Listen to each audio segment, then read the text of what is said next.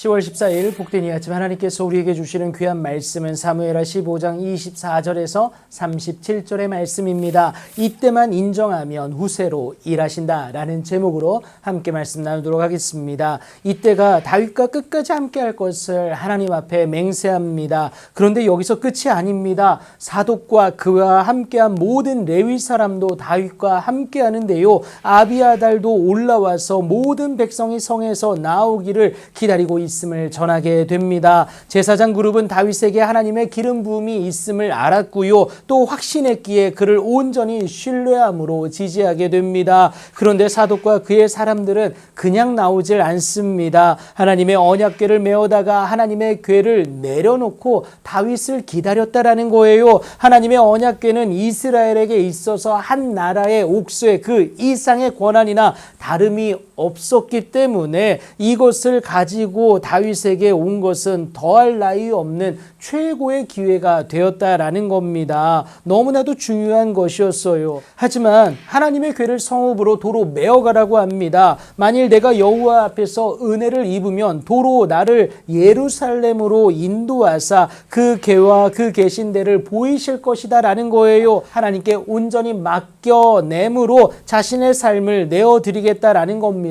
무엇보다 이제는 더 이상 하나님 앞에 잘못을 저지르지 않기 위한 그의 결단이 보이지 않습니까? 이 때문에 다윗이 제사장 사독에게 오늘 본문 27절과 28절을 통해서 이르는 것이 네가 선견자로서 예루살렘의 모든 소식을 전달해 달라고 요청하게 됩니다. 하나님의 인도하심을 온전히 신뢰하는 다윗의 신앙 고백과도 같은 요청이다라는 거예요. 세상이 아닌 하나님을 온전히 선택함으로 자신의 죄된 지난 날을 온전히 회개하고요. 하나님께 나아가고자 했던 그의 결단이다라는 겁니다. 다윗의 그 마음을 온전히 이해한 사독과 아비아달이 하나님의 궤를 예루살렘으로 도로 메어다 놓고요. 거기 머물러 있게 됩니다. 하지만 다윗은 이제 여전히 고통의 그 과정, 회개하는 그 길을 걸어 나가야만 했습니다. 인간인지라 여러분 다윗도 창피하지 않았겠습니까?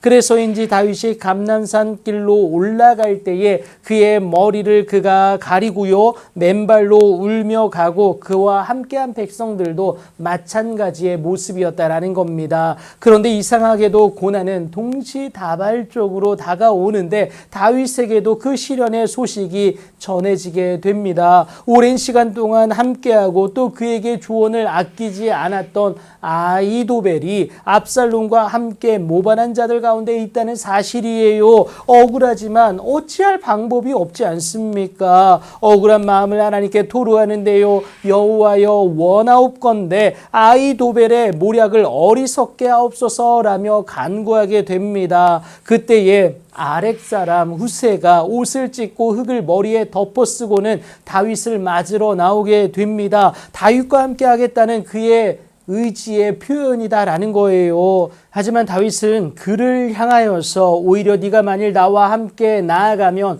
내게 누를 끼치는 것이 될 수밖에 없다라고 말을 하게 됩니다. 후세의 입장에서는 서운할 수밖에 없었어요. 하지만 여기에는 다윗의 모략이 있게 되는데요. 후세에게 아히도벨의 모략을 무력화시킬 수 있는 그 사명을 맡겼다라는 것 우리가 오늘 본문 34절을 통해서 확인해 볼 수가 있습니다. 그의 간구에 대한 응답이 후세였기 때문에 이것이 가능했고요. 하나님이 허락하신 지혜였다라는 겁니다. 이때를 인정하는 마음이 그에게 있었기 때문에 이것이 가능했어요. 그러니까 이때를 바라봄으로 그 이름의 의미처럼 하나님은 존재하심을 다시금 인식하고 돌이키는 기회가 되지 않았겠습니까? 창조주 되시고요. 삶의 주관자 되시는 하나님의 인도하심을 기대하게 되었다라는 겁니다. 결국 이것은 믿음입니다. 그 믿음을 가지고 있기만 하면 하나님의 인도하심, 곧 그의 일하심은 후세로 인도되는데요. 그 이름의 의미처럼 급속하게 이루어 가신다라는 거예요. 우리의 생각 그 이상으로 급물살을 타게 하신다라는 겁니다. 하나님의 존재, 그의 일하심을 인정하기만 하면 됩니다. 믿어내기만 하면 돼요. 그 일의 주인공으로 일어서시는 여러분들의 귀하고 복된 삶이 되길